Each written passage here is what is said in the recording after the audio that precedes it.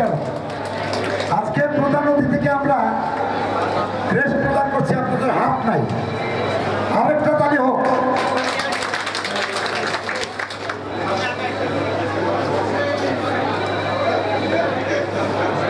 Professor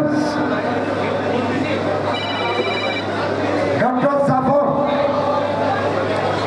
Abu Zafar খানকে উপাচার্য আরবি বিশ্ববিদ্যালয় ক্রেস্ট প্রদান করছেন মুমিনুর রহমান, জাবির আহমেদ জন্টু এবং ইয়ারুল ইসলাম।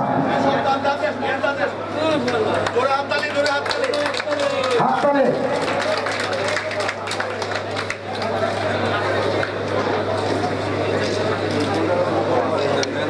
আজকের সংবর্ধিত